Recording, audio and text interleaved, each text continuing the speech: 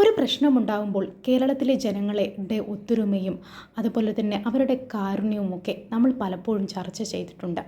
മറ്റ് സംസ്ഥാനങ്ങളെ അപേക്ഷിച്ച് കേരളത്തിലെ ജനങ്ങൾ എന്തെങ്കിലും ഒരു ദുരന്തമുണ്ടാവുകയാണെങ്കിൽ ജാതി മത ഭേദമന്യേ എന്തിനും തയ്യാറായവരാണ്. ഇതാ ഈ വയനാട്ടിലെ വലിയ ഒരു ദുരന്തത്തിന് ശേഷം ഒരു ദമ്പതികളിട്ട പോസ്റ്റാണിത്. ചെറിയ കുട്ടികളുണ്ടെങ്കിൽ അവർക്ക് മുലപ്പാൽ തരാൻ എൻ്റെ ഭാര്യ തയ്യാറാണെന്ന് പറഞ്ഞ് നടത്തിയ പോസ്റ്റിന് താഴെ ഇതുപോലുള്ള കുറച്ച് കീടങ്ങൾ വളരെ മോശമായിട്ടുള്ള കമൻറ്റുകളാണ് ഇട്ടിട്ടുള്ളത്. വളരെ കാമത്തോടെയാണ് ഇവർ ഇതിനെ സമീപിക്കുന്നത്. ഒരു അമ്മയുടെ ഒരു മാതൃ സ്നേഹം പോലും അല്ലെങ്കിൽ കുഞ്ഞുങ്ങൾക്ക് പാല് കിട്ടാത്ത കുഞ്ഞുങ്ങളെ വേദന മനസ്സിലാക്കി തയ്യാറായി വന്ന ഈ ദമ്പതികൾക്കെതിരെ അനുഭവിക്കേണ്ടി വന്നത് വളരെ രൂക്ഷമായിട്ടുള്ള സൈബർ അറ്റാക്കുകളായിരുന്നു. ഇവർ കണ്ണുകളോട് കൂടിയാണ് ഇതിനെ സമീപിച്ചത് എന്നുള്ളതാണ്. എന്തായാലും ഈ ക്രൂരന്മാർക്ക് നല്ല പണി തന്നെ നാട്ടുകാർ കൊടുത്തിട്ടുണ്ട്. നമുക്കതൊന്ന് കേൾക്കാം.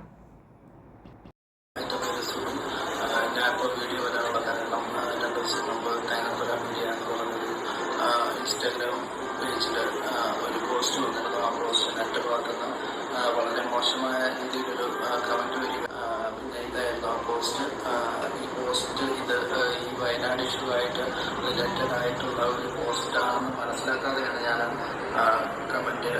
യഥാർത്ഥത്തിൽ ജോർജ് കുട്ടി എന്ന വ്യക്തി ഇതുപോലെ കമൻ്റ് ഇട്ടതിൻ്റെ പേരിൽ നാട്ടുകാർ അദ്ദേഹത്തിനെ നന്നായി കൈകാര്യം ചെയ്തിട്ടുണ്ട്. ഇതിനെ തുടർന്ന് പേടിച്ചിട്ടാണ് ഇപ്പോൾ സുധി എന്ന കഥാപാത്രവും മുന്നോട്ട് വന്നിരിക്കുന്നത്.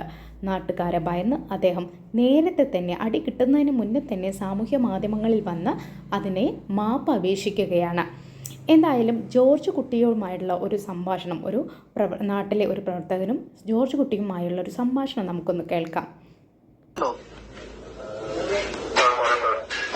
എന്റെ പേര് ഷെല്ലി എന്നാണേ. അപ്പം ഇതുപോലെ താങ്കൾക്ക് മുലപ്പാൽ ആവശ്യമുണ്ടെന്ന് പറഞ്ഞിരുന്നു. അപ്പം അത് തരാൻ വേണ്ടി വിളിച്ചതായിരുന്നു. എവിടെ കൊണ്ടുതരണം? അല്ല, നമ്മളിപ്പം മുലപ്പാൽ ഇപ്പം നമ്മുടെ കയ്യിൽ ആവശ്യത്തിനുണ്ട്. അപ്പം ആവശ്യമുണ്ടെങ്കിൽ നമുക്ക് കൊണ്ടുതരണ്ടേ?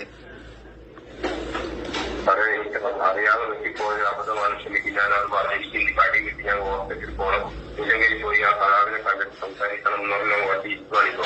വണ്ടി വിളിച്ച് വെയിറ്റ് ചെയ്തിട്ട് അല്ല, ഇപ്പം ആവശ്യമുള്ളത് നമ്മൾ ആവശ്യ സാധനങ്ങൾ എത്തിച്ചു കൊടുക്കേണ്ടത് നമ്മുടെ കടമയാണല്ലോ. കാരണം ഇത്രയും വലിയൊരു ദുരിതം സംഭവിച്ചിരിക്കുമ്പം താങ്കൾക്ക് മുലപ്പാൽ ആവശ്യമാണെങ്കിൽ നമ്മളത് കൊണ്ടുതരും.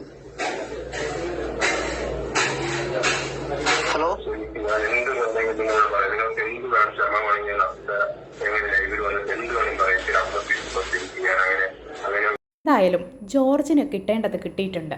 അവൻ കുടിച്ച മുലപ്പാലൊക്കെ നാട്ടുകാർ തള്ളിച്ചതച്ച് ഛർദ്ദിപ്പിച്ചു കഴിഞ്ഞിട്ടുണ്ട്. എന്തായാലും ഈ മനുഷ്യരുടെ ദുഷിച്ച മനസ്സ് നോക്കൂ. ഇത്രയും മതം പതിച്ച മനുഷ്യന്മാരുണ്ട്.